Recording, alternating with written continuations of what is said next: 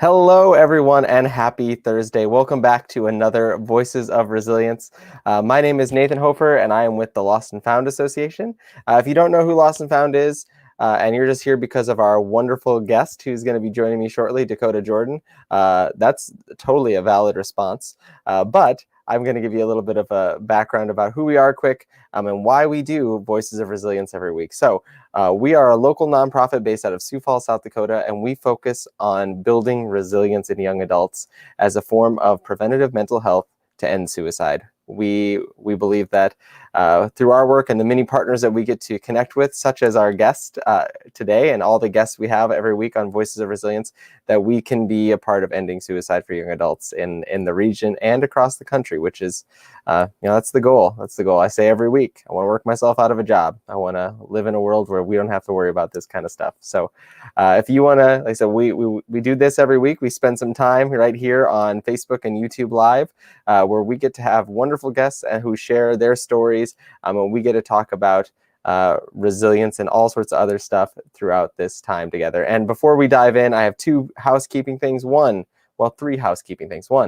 next week is Christmas Eve. We won't be here, so don't you can come, but no one will be here, so nothing to watch. You can look at these. You can watch this one with Dakotah again, because I'm sure it's going to be great. Two, I want to say thank you to our sponsors, the Astrup Family Foundation and American Bank and Trust, for supporting Voices of Resilience and Lost&Found in the work we do as a whole. And three, as we are talking here, feel free to post in the comments, engage in the conversation virtually, because we want to hear what you have to ask, because Dakotah kind of knows what I'm going to ask. So let's throw some curveballs, make her guess, and ask the questions that you want to ask. We'll bring that into the feed as it fits. And I've mentioned Dakotah several times now, and I'm going to bring her into the stream. And this is our guest. Oh, I'm going to flip me. I moved it so I could look right here at this camera, and it went the wrong way, Dakotah. But this is, I'd love to welcome Dakotah Jordan. I'd say, what did I call you? The epicure of authenticity. She wears many hats, and we're going to be talking to her about a lot of things today and slowing down. The irony is not lost on me. But Dakotah, welcome. And, Thank you. And why don't you just tell us a little bit about yourself? Because I gave that terrible intro about you. That's okay. Hello, people of the internet. My name is Dakotah Jordan. My full-time job, I do fundraising and marketing for the Bishop Dudley Hospitality House, which is our local emergency homeless shelter. I've been here since 2 weeks pre-pandemic this year. I started at the end of February. On top of that, or kind of within that role, I'm very, very involved with the Young Professionals Network, which is a program of the Chamber. I'm on the steering committee, and I've been a huge Kool-Aid drinker of theirs for a few years. I am also, speaking of Kool-Aid, I also am very involved with Leaders of Tomorrow, which is a program that Think 3D puts on. Totally a big believer and advocate of that. And then I have a side business as well. So I'm a yoga instructor. I'm currently going through a breathwork coaching certification. And I'm just trying to change the world in about every which way that I possibly can. And I'd say you are doing a fantastic job of that. By the way, I'm not sure. I wasn't sure how you were going to segue drinking the Kool-Aid into something that we could focus in on. But I was excited to see what was going to happen. Well done. And just for anyone watching, I want to say the work that you do at the Bishop Dudley House is important. The work you're doing with Dakotah Yoga is important. And I'm so pumped that you can take some time today to spend with us. And I think, as you mentioned about your timeline, I think I just flashed back. We were at the downtown Sioux Falls social, I just started here full time like a week prior, and you're like, yeah, I'm about to start this new job. And then we both were like, oh man, COVID. Yeah. Crazy world. So, why don't you tell us a little bit about what led to your work with, the Bishop Dudley House? What was that like? What called you there? What led you to start doing Dakotah Yoga, breath work now, all this stuff? Because you keep yourself busy. That is for sure. Yes. So I would say a big turning point for me. I went through the Leaders of Tomorrow program with Think 3D, Bonnie and Tamian, my biggest mentors in my life. I went through that last fall, if I have my timeline right, kind of in the winter fall of 2019. And it was really at that time, I had some other things happen that it was a time of reevaluation for me. I had left the nonprofit world. I used to work at the banquet when I first moved to town. And then I went into financial services, took a bunch of investment exams, was like a financial advisor for a hot second. And then I managed an internship. And I loved getting out and trying something new. But there was really kind of this like coming back to myself that I experienced when I went through Leaders of Tomorrow. And it really forced me to like look at the mirror and turn inward and evaluate what I felt like my purpose was and what I was called to. And the big steering point, which we'll probably talk a little bit more about this, was the night that Vonnie talked about courage and cowardice. And I kind of looked at my life and I was like, I've been a big fat coward a lot in my life. And I don't want that identity anymore. And so I started changing things. I started living life differently in a lot of ways is this like, am I being courageous in this decision and moving forward, or am I being a coward and keeping myself stuck? And so I was searching for a while. I'm a very like spiritual person as well, and kind of believe that things happen for a reason. And I actually called Madeline, who was my old boss at the banquet. She had just gotten this job over at the Bishop Dudley House in September of last year. And I had one of the advisors at Northwestern who wanted to donate some gloves and things like that. And so I gave her a call and I was like, hey, what do you need? And she's like, hey, I'm also looking for a development person. And I was like, I think I know one. And I had been looking around, had done like a couple interviews, looking into other options, because I knew I loved my time at Northwestern. It was really valuable for me, but I knew that I needed to go back to something else. My heart wasn't in it. And this felt exactly like the right thing to come back into this. And so that was kind of what led me here. I'd call that 100% a God thing of that phone call and what it amounted to. I interviewed and got the job, and now I'm here. But Dakotah Yoga was kind of a similar thing. I've been doing yoga on my own, practicing since college. I found it my senior year, and it was really what kept me sane as a form of self-care in the midst of this ginormous senior project that we did of research and like giant city of Orange City, because I went to Northwestern College in a small town, Iowa. It's huge. Study. Orange City's huge. Massive. Just massive. So they ended up using this study. So like, it was this really cool, it was like this, because I'm a social work major, and it was a project on housing. And so it was really important, but like everyone else in my entire class, I feel like was insane. And I had yoga and I was fine. So that's where I found it. And I always thought that I was going to teach, but then I got into the real world and had to be an adult and get a real job and whatever. And it like my practice kind of was like ebbed and flowed throughout that time. And it really was last year where it just kind of everything aligned. And I was like, I'm going to do a teacher training in 2020. And I did. And then I started a business in July in the midst of a pandemic. And here I am doing it all. Yes. And, as you mentioned, your timeline for Dakotah Yoga and the work you do at the Bishop Dudley House, I think it's important to note that you never stopped. You've been going this whole time. I know a lot of things took a pause, took a step back, but the need for support for the homeless community in our city, and just in general, that didn't go away. So I know you and so many of the other staff were boots on the ground, as they say, every day in, day out, at the Bishop Dudley House. And I remember you did this, the blanket drive, or it was this like a special kind of blankets that you could use, and we were able to try to support that within our network as well. And I just remember you doing all that. Then obviously starting Dakotah Yoga, and I know that you were very, very busy with that too, because I would see posts all the time like morning yoga, people just wanting to connect and find a way to breathe and get back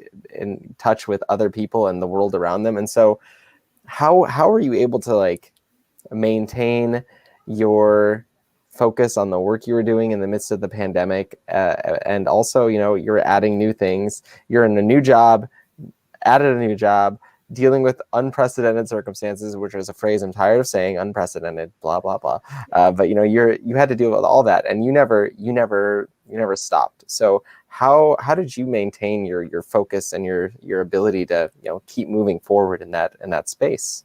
Yes. So a big piece of kind of this self-exploration that I've continued to do, right, is learning like the self-care in that. And I've kind of always had yoga, but this really kind of was the year of figuring out like, what do I need to do? Because it was extremely chaotic here. Like pretty much everything else in my life kind of dropped when I had to step up and come to work every day and be a frontline worker. And when am I going to walk home with COVID is kind of the question of my life. And how are we going to keep these people safe? And what's my role in that? And there was a week, actually the week that we got our first COVID case, our director was actually out sick, not with COVID.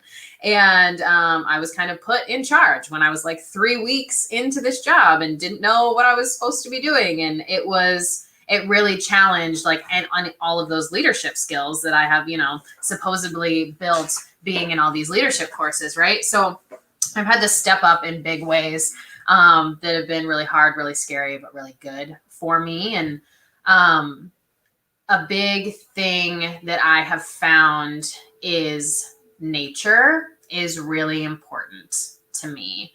And like, maybe that sounds kind of cliche, but it works. And I don't know if it works for everyone or if it's just my magic potion, but it is. And that is, more importantly than that, it's solitude in nature.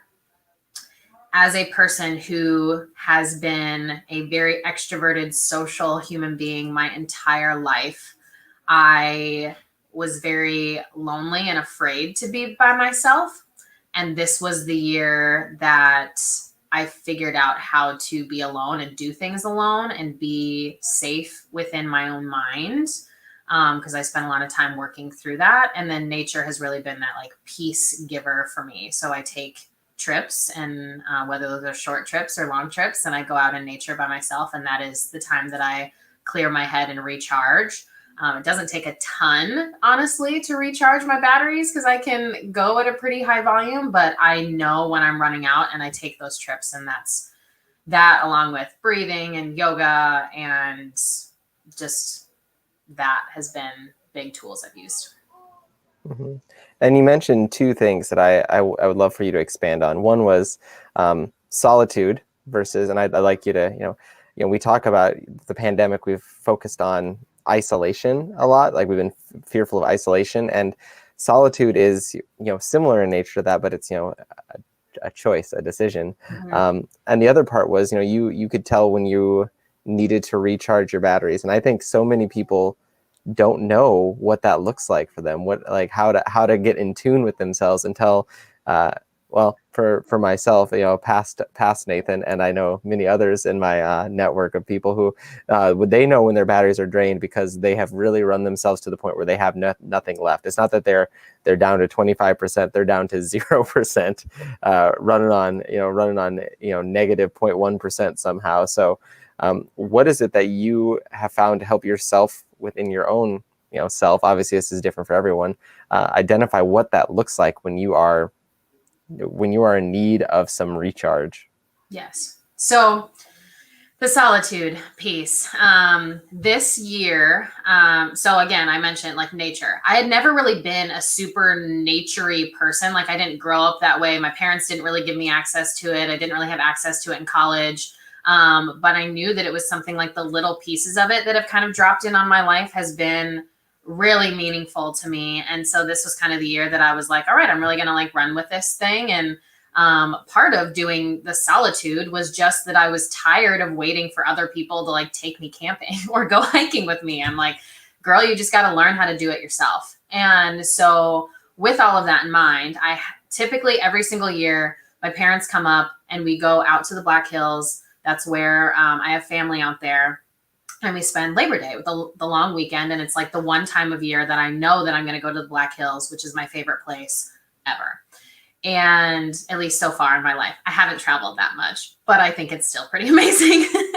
And because of COVID and my dad has COPD and that was going to be really difficult, the fact that my cousin out in Deadwood was pregnant and was going to have like a home birth that weekend, like everything was, we're not going to do our big family trip. And I was like, I am dead set on this. Like my mind, this is the routine. I am a routine person. I go to the Black Hills every single Labor Day. I'm doing it. I decided 2 nights before. I was like up, sitting in my chair, like looking up blog things on like where to stay and free camping. And I had never done any of this before. And I was like, I'm going. I'm just going to go. And I don't know what I'm doing, but I'm going to like throw some sandwiches in the cooler and I'm going to live out of my car and like I'll sleep in my car if I have to. And like, it's fine. I'm not going to die. It's fine. So, I went and like did like a kayak hiking trip, like camping trip, and took all my gear. And it was an amazing experience. And honestly, like a really funny thing, it's kind of fading now. I wasn't actually hiking yet. I was like, I tripped and I fell and I got this cut on my on my wrist right here. It's like the stupidest way that I fell down, honestly. And ended up scarring. And honestly, like it's fading now, which is making me really sad. But that's been like, every single day I put my bracelets on and I look at that scar and I think about that trip and how I can't even describe to you all the things that taking that trip by myself meant to me for my mindset and just my life and where I had come from and where I was going. But the entire time that I was on this trip was just like a constant like reflection and like conversation with my past self and my present self and who I was going to be and like God or spirit or higher power, whatever you want to refer to it as. And it was this, like I was alone, but I didn't feel alone. And it was, I don't know, it was just kind of like this like download reflection, enjoying nature where like I didn't have to do anything. I am a doer. I constantly am doing things. I cannot sit in my house and not do anything because I feel like I constantly have to be productive. And that's part of the world that tells us like, you always have to be productive. You always have to be doing something. You can't just rest. And I think that's why nature is really, really important for me, is because there's nothing to do or accomplish necessarily in nature, right? Like maybe you're going out hiking and you want to get to the peak of the mountain, but like I was by myself. I could take all day if I wanted to. And so because nature doesn't ask anything of me like the rest of the world does, I'm able to actually like rest and recharge there. So that trip was magical for me. And that was when I realized, okay, you have to block time out of your schedule. Maybe we can't take the full weekend. Maybe we don't have a 4-day weekend to go on a trip and go do this. But there are places near Sioux Falls. I go to Great Bear. I can do that on a weeknight all the time. The Palisades is only 30 minutes away. I can do that on a weeknight or on a weekend very easily. And there's lots of other places that are kind of my secret spots that I go to. And I will just make sure that every at least few weeks, I carve out like a Saturday or a Sunday to spend a couple hours by myself and go to these places and spend some time in nature. And now it's just like, I start to get kind of that, maybe it's anxiety. I don't know. I haven't been like diagnosed with anxiety, but I get like this buzzing in my body and I get this like overthinking in my brain, where I just know that I have to go. So that's probably when it's getting too close to empty. But I just try like every few weeks, I try and build that in. And that's how I know, I guess. No, that's great. Like I said, I think it's important to hear all that because I know you shared that camping story with me, and I always thought that was, I thought that was really empowering and impactful. Just this realization, and just hearing that you have some things that you can tell within your body that when you need to go and do some self-care, I think is important, because I think a lot of us are, as you mentioned already, tied to the busy, tied to like, I must keep going. And my body is giving me signals, my mind, my heart, they're telling me I need to take a break, but the world says keep going. And, tuning into that is hard and important to do. So I just wanted you to, share that a little bit. And as we talk here, I think anyone who's watching is probably like, I think the title of this is Slowing Down in the Midst of Chaos. And I feel like we aren't living that out, and I know you and I have talked about it beforehand. So I feel like we should probably discuss that in a sense, because, you're talking about all the things you're doing. You make most, like to think I'm fairly busy. I have, family, 2 kids, trying to work from home, do all sorts of fun stuff within Lost&Found to make a difference. But at the same time, you talk and I'm like, I'm exhausted just thinking about it, So, you're running, and the thing is, I know I'm probably going to steal your thunder here, but I'm going to do it anyway. I know you said you're doing breath work. You are moving today? Yep. Yeah. Buying a house. So yeah, you're really slowing down, Dakotah. But I use the air quotes because I know that slowing down doesn't look the way I think most people assume slowing down looks. So I would love it if you could talk about what that looks like for you, and how slowing down, what that really looks like, because it doesn't mean, well, I want to take your discussion. Obviously. So one, I think part of this is people have to realize that this is going to be different for everyone. And you have to gain a level of self-awareness of knowing what your pace of life is. I have met a lot of people, and some people just move at a pace of life that is much slower. And some people move a bajillion times faster than me. And they are the people that when they're talking, I get exhausted with them just saying words. And so everyone is at a different pace of life. And I think you have to realize that about yourself, have that level of self-awareness, and respect that about yourself. And it's about setting boundaries, right? You have to figure out where your boundaries are. None of our boundaries are going to be the same. Somebody over here might be able to say yes to 10 more projects than this person over here, just because of the capacity, right? And there's no shame in that. There's why are we over glorifying who can accomplish more, right? Whatever, side rant. So I'll just wipe that away. But it's, for me, life hasn't stopped. It's the pandemic I think I felt for a small time there, because I did have, through most of this year up until August, I also had a part-time job at Tara Shepherd, the boutique downtown. And I was working every other weekend. Pretty much all my weekends were full, because I had yoga teacher training one weekend. I was working 2 weekends at the boutique. And then there was one weekend that when anyone wanted to hang out with me, I was like, okay, we got to shove it into this one weekend. And so there was always an activity every single weekend. And then I got a little bit of slowing down when Sarah had to close the store because of COVID, and I wasn't working at the shop for some of those weekends, and I had a lot more free time. And so I did experience a little bit of slowing down in a very Dakotah way, I think. And I did realize that I liked that space. So I think, like many people, the pandemic helped me realize I might like a slower pace than I typically run at. And that was very informational for me. But at the same time, life after that, because I still come to my, I frontline work, I still come to it every single day. And I started this business and I had to keep doing it. I quit that part-time job so that I could do nature. A lot of people thought that I quit the part-time job because of the Bishop Dudley House or because of my yoga stuff or whatever. I quit that so that I could spend time in nature. The thing that I absolutely love is that Sarah, the owner, was like, that's exactly what you need to do. Because it was really, really hard for me to leave there, because I absolutely love that community and what it gave me in the store and all of this stuff. But I realized that I had to set that boundary. You have to trade good for better. I think that's been a big thing in my life this year is, these things are good, or maybe these things make you happy, but what is that next level of joy or fulfillment or self-care that you can achieve if you make these boundaries in your life? And so I had to do a little bit of that, because I can't, while I can run at a pace of doing a lot of things, I cannot do it all. Unfortunately, I can't. You must have struck a memory because Sadie here says she remembers when you were that busy.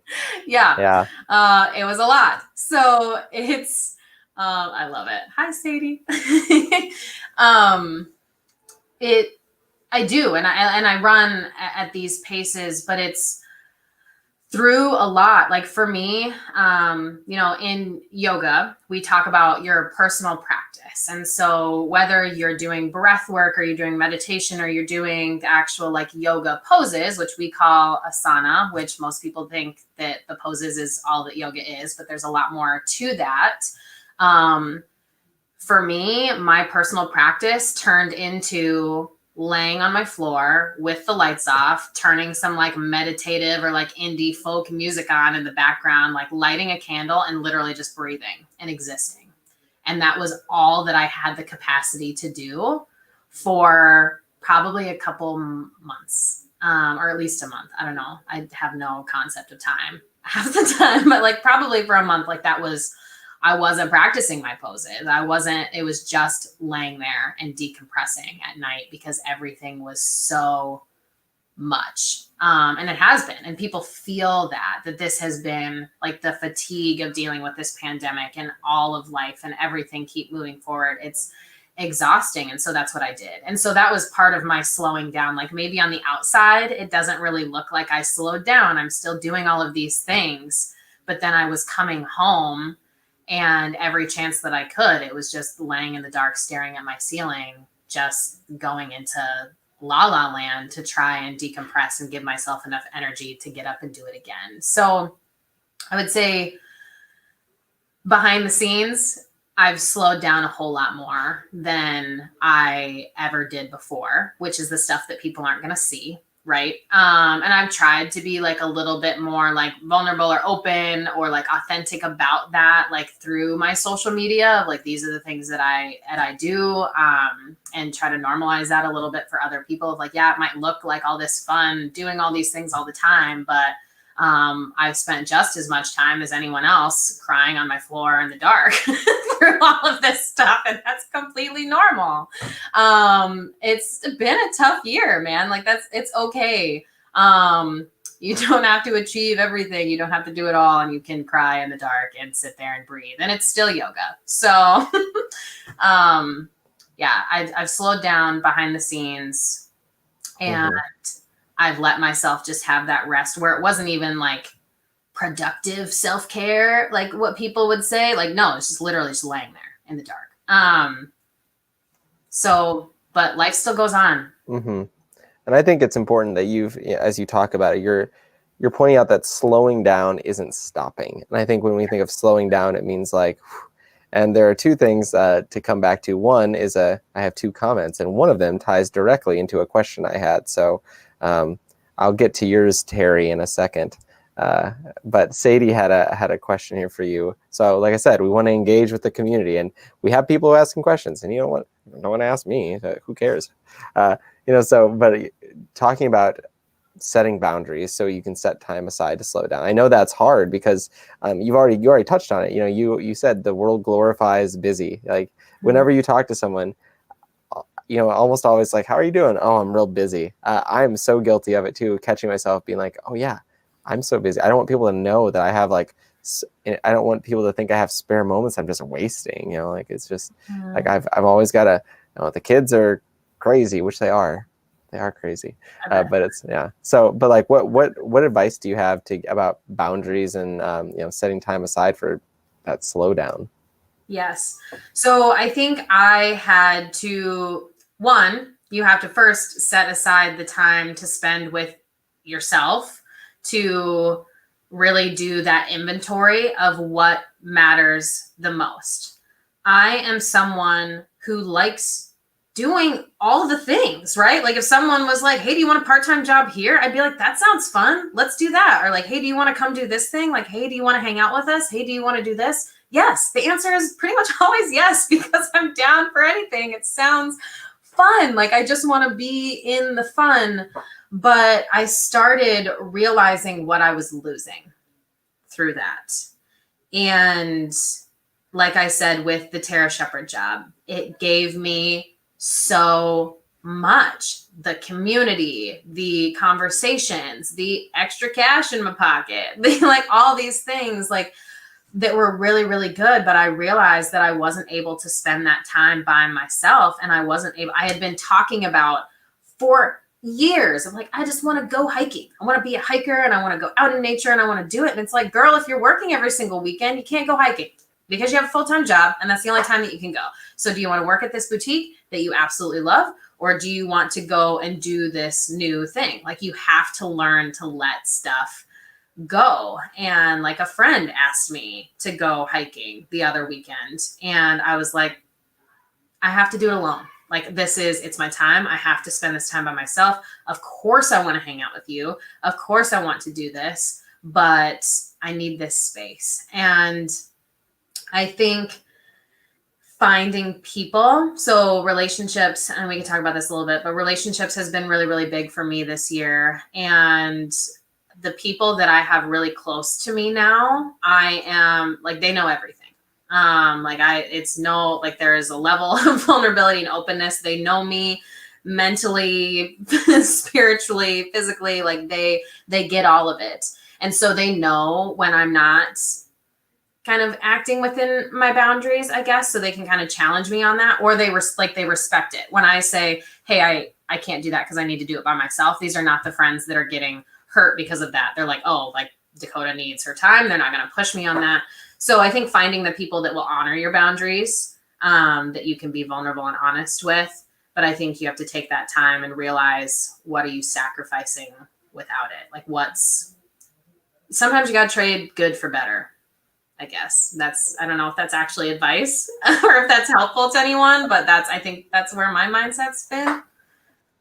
That was actually going to be my question that I was going to ask you, though. But I did want to give quick shout out to Sarah Jameson. She's been on our live cast here. She's pretty great. We love her. We think she's pretty awesome. She's the bomb.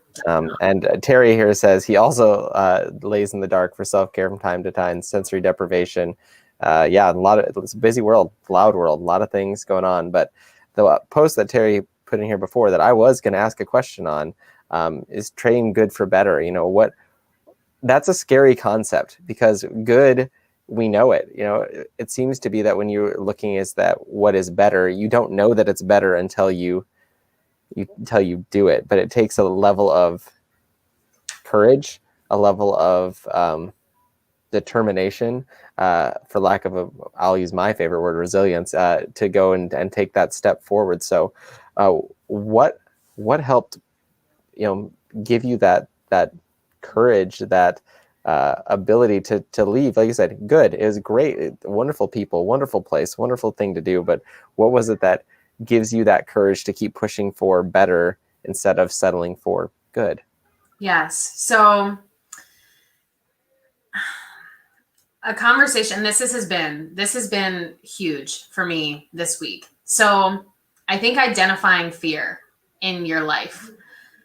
So like I said, this conversation with Bonnie in the Leaders of Tomorrow class, when he said, like, you got to look at your life and decide, was I being a coward or was I acting in courage? And me just choosing that I didn't want that identity anymore really makes me I evaluate pretty much everything on that parameter now. Like, is not having this conversation with my coworker being a coward, or is it being courageous? Is not making this decision, is not doing this thing, is whatever. Like, everything is kind of wrapped around that. And I would say, as far as like personal core values, now courage is number one. And so for me, it's very easy to use that as like my, I don't know, like thing that I compare everything to, is like, am I acting in courage or am I not acting in courage right now? Am I being a coward? And so it's been that, and then identifying my fear. So there's this voice in your head, whether it's she or he, whether you have it named or whatever, this person wants to sabotage you. They suck, right? And part of it, I guess, is that intuition of like, we're trying to save you from getting eaten by bears. But I mean, I guess maybe for me, this is relevant because I'm going to go hiking. I could get eaten by bears. In the general, like, everyday of our life, we're not going to get eaten by bears, but we're trying to protect ourselves from getting hurt or for these things that are unfamiliar. And so this voice of fear is like, nope, you can't do that. You shouldn't do that. Like, stay where it's safe, stay with all the things that you know. And I guess maybe it's just like trial by fire. Like, I've done so many of these things where I've just jumped, deciding not to quit that job and to do that, deciding to come to the Bishop Dudley House and come back to the nonprofit world, and deciding to start my own business in the midst of a pandemic when it's like a health and wellness business where you like need to be around people to do it. All of this, like, I kind of just jumped. And what I realized is I liked my life a whole lot better on the other side of that. And so maybe you just have to do it a few times to realize what the other feeling looks like. But I think it's identifying that voice in your head is fear. And thank you. I appreciate you for trying to keep me alive, but I don't want to do that anymore. Like, I don't ever want to resent my life. I don't ever want to have a regret of, I wish I would have done this, or look back on my life, because I can look back on a lot of my life and say, I was too scared to do X. And I will not do that anymore. I refuse to. And it means that I spend a lot of phone calls with my friends blabbing about all of the overthinking things that are going in my head and like not breathe for 40 minutes. This happened the other day. And I was like, this is the conversation I've been having with my fear. And she's 40 minutes later, she's like, dude, you haven't breathed. Do you want to like take a breath? And I'm like, no, I'm not done. This thing is a monster. So it's because this week there's been lots of new things, lots of first times that I am navigating in my life right now. And so my mind is on overdrive, trying to get myself to like analyze or overthink, basically to tell myself, you shouldn't be doing any of this. It's scary and you're going to fail. And like, I'm rewriting the story of my past. The past would say, you've always quit. You need help, because I can accept help now, and I know when I need it and I know when to ask for it. But my fear is saying like, you can't do anything by yourself. I would differentiate that. And like, yeah, you're not brave. You can't do it. You're going to fail. You suck. You're a quitter. And that was the past story of my life. So I'm trying to move forward with that. And the reality is maybe it's not always good for better. Maybe you trade good for this sucks and I failed, but you're never going to know. And what if you like, wouldn't you rather know? I guess. Like, I would rather know. At this point, I would rather know than sit there and be like, oh, I wish I would have done that. Or I wonder what that would have been like. So yeah, the what ifs can be a killer. Those are the things I regret most in my own life. I look back on the what ifs, or I should have done X, Y, or Z. But you have to keep moving forward. And you mentioned you just said first times, and you've been through a lot of first times in the last 10 months, 12 months. We'll just round up. We'll say the last year. We'll just give it a full year, because that would be coming off of LOT and everything else. And love Vonnie and Tamian as well. I had good experiences with them as well, being a former LOT grad myself, but not after you. You were first primary. What? So these first times are scary. First times are hard. So how have you navigated those? And I know one thing that we've talked about is with the emotions that you deal with. It's like you said it, and I'm gonna say it, and then I'll let you talk about it, because I don't know how to segue any other way. But you told me the other day that emotions, you heard someone say, and it's very real for you. It's like you either it's like a tunnel. You either go through them or you stay stuck inside them, and you don't, one way or the other. You've got to move forward. It just doesn't. It's a matter of when. So how have you been able to? I think the phrase I used was traverse that emotional tunnel in the midst of all these firsts that you're facing. Yes. So I would say an amazing resource for people is to listen to Brene Brown's podcast because she gives me so much context of life and like the ability to name things, like naming our emotions, like naming my fear, naming that things are a first time and that it's awkward and we don't know how to navigate it. All of that language is from Brene Brown. She's my friggin' hero. I love this woman. And she has a podcast on Spotify called Unlocking Us, and a lot of things in my life lately. Like both of the things that you told me about were from 2 different episodes from her, and it's really helped me a lot. So this thing, like the tunnel, so the emotional tunnel, and maybe I'll just speak about myself. I don't like feeling anything that's not happiness. I really don't. I just want to feel happy and joyful and like everything is sunshine, rainbows, and unicorns all the time, right? I don't want to feel sadness and hurt and pain. And that's kind of been my whole life. And I've always just kind of like covered up stuff. Well, things eventually started like erupting out of me, right? Like you have to deal with this stuff. So like our emotions do, and I'm going to explain this really badly. You listen to the entire podcast, and I'm not going to tell you which episode it is. You just have to listen to all the episodes to figure out where this one is at. But they talked about like our emotions do like go through this tunnel, and like there is a light on the other side, but sometimes we stop ourselves. And so because we don't want to feel this emotion, we like stop it and it gets stuck. And it's kind of like this. I've heard so many people talk about like being emotionally constipated, and it's like it is a real thing when you like just let all this stuff like get stuck in there because you're not willing to like move all the way through it. I 100% talk with my hands, and this scenario right here is proving that so much. I love it. Just pushing it out. Just pushing it out. Move the emotions, man. This is one of the things that I love, my really obnoxious laugh, and I love that I do things with my hands, and I love that the closest people to me also love it, and it makes them laugh, so we can just laugh about the whole thing. But anyway, Terry is probably laughing his butt off right now watching this on screen. So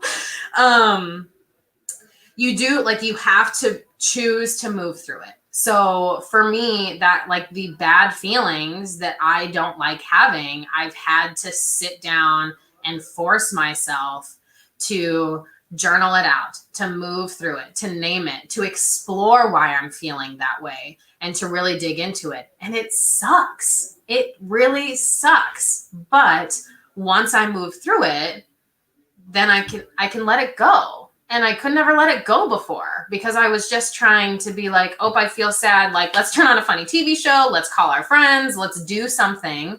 And while I do, like, I 100% will. It depends on the day. I'll just like turn on Christmas music. I'm like, I'm feeling sad. Christmas music, turn it on. But I'm much more aware of it, of like when I'm doing it. And like, you're going to have to, like, maybe you can't do it right now, but you're going to have to spend later journaling through this, working through your emotions. Like, you're going to have to do it. Otherwise you're going to be stuck with it. And it's going to keep coming up for you every single time that you're by yourself.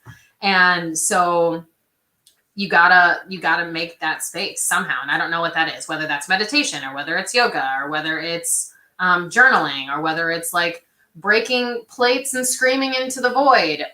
Whatever works for you, do it to work through that emotion and get rid of it so you're not emotionally constipated and it's not stuck in your tunnel. But like the first times, this language was really, really valuable for me. And she was kind of talking about how like COVID is like a first time, like we're all kind of going through this collective first time of this like pandemic and dealing with all of this stuff, like working from home and figuring out how to use Zoom and like all of this stuff. We're going through so many first times. And she talks about the tips of dealing with it is like naming the thing that you're going through. And so the individual things that I have been going through, I'm trying to name. So buying a house, I've never done that before. Like buying a house by myself. I've never done that. That's a first time. I'm not going to know what to do. I'm going to ask like dumb questions. I'm going to be awkward about it. I'm going to feel weird. I'm going to feel unsettled. And so she talks about like naming it, adjusting your expectations,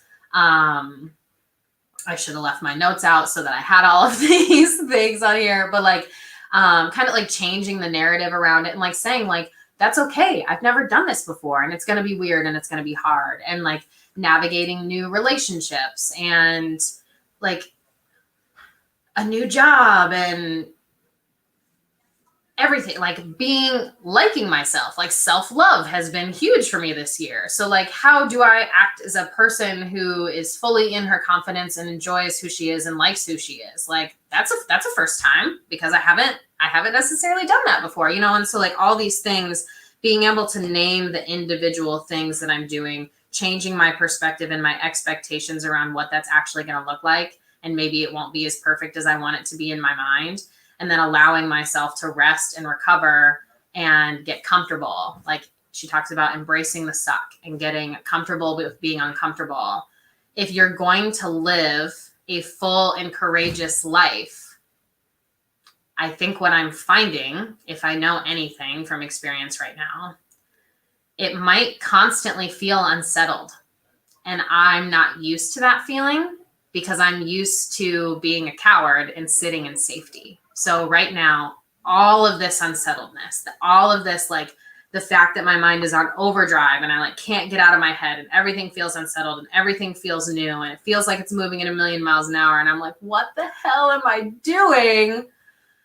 It's like this crazy adrenaline rush and also like the biggest, like it's so scary at the same time, but it's a first time. It's not necessarily supposed to feel any other way.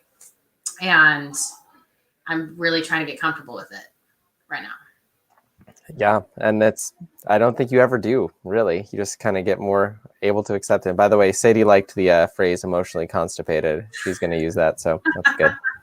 We're kind of getting to the point where we try to kind of wind down our time a little bit here, but you mentioned something a couple times now, and I think especially seeing who's commenting in our posts, people who both have been on Voices of Resilience, people who we know that are in our spheres. You mentioned relationships, and I'd love for you to just expand on the power of relationships and how that's really been a way to help you grow and develop, but also to find those gaps for slowing down. I think you've touched on it in passing throughout this conversation, but maybe a little bit more focused, because I know you really have valued your relationships over the last year for sure. Yes. So again, I think I kind of briefly mentioned about how for most of my life, I felt really lonely. And that doesn't make sense as a person who's like extroverted and has a lot of friends and can be friends with everyone, right? But I think it was this unsettledness of I felt like I was always trying to prove and perform. If anyone knows anything about the Enneagram, I am a 3, which is literally called the achiever or the performer. You're a 7. Nice. The 7 is what I wanted to be because I thought 7s were more fun and they're not as sad as 3s because we're just like, we're afraid of being worthless and no one's going to like us. And we just have to prove our worth to everyone. And I was like, ugh, gross, that's sad. And that's when I knew exactly that's what I was. So, because it's the one that you hate generally is the one that it is. So I was always trying to like put on this performance because I just wanted people to like me and wanted me to be around, and I wasn't being my genuine self. So I wasn't ever letting people in, and I wasn't finding the right people to let in so that I could be myself. Like when I was being in my overthinking state and I was just talking someone's ear off and like not breathing for 40 minutes, like someone who doesn't really know me and really love me is going to be like, this girl's batshit crazy. And I might be, whatever, I've made peace with it. So, but the people who really love you are going to be like, what do you need right now? Like what, and I have friends that will do that and be with me in that. And so I think I got to this point of I need to be vulnerable and fully myself in these relationships. And I can't hold myself back. Like some of these are the realities of who I am and how I act. And I do, like, I want to talk on the phone and I send really long text messages and I overthink. And, but I'm also really obnoxious and joyful and bubbly and loud and all these other things. And I came to this point of like accepting all these things about myself and realizing they were what made me me, and I needed to get to this level of self-love first before I could let other people love me.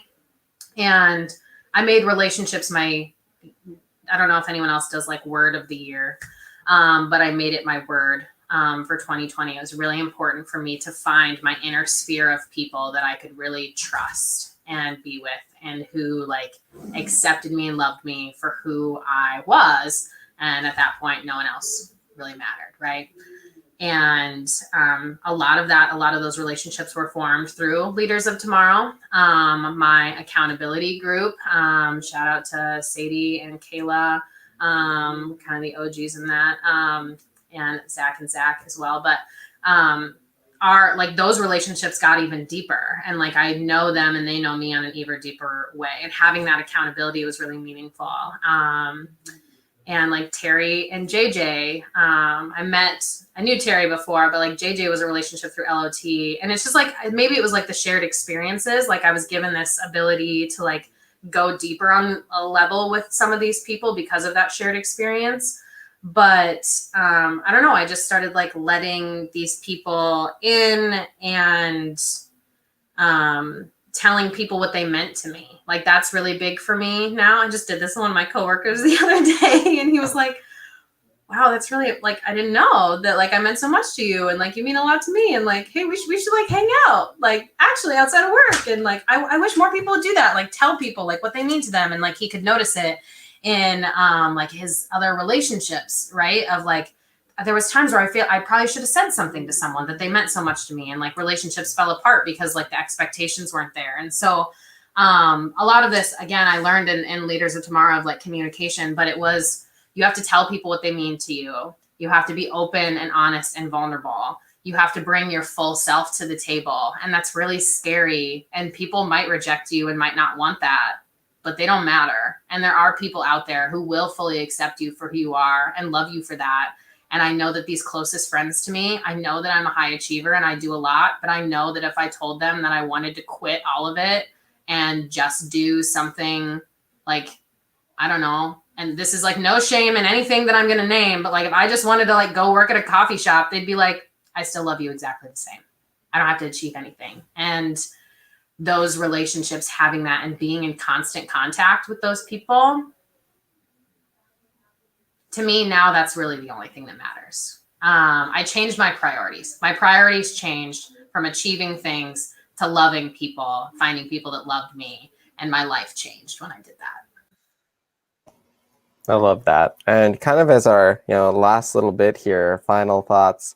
Do you have any tips or tricks for people that they can take with them? I know you have a couple of things that you have really applied to your own life, and I think your story relates to many that I've heard. So I think you would be a great person to give some advice that would be applicable to the masses. Yes. So, I mean, of course, I'm a yoga teacher and I have a yoga business. So of course I'm going to talk about this, right? Like breathing and meditation and moving your body, whether that's working out, whether that's like through a yoga class, all of these things, they're so like, it's all connected. Like this mind, body, spirit connection, it has been really life-changing for me. And I recommend anyone try and figure out whatever works for them to do that. Obviously I teach yoga. You can learn more about that. Follow me on Facebook. I got a Facebook page. I got an Instagram page.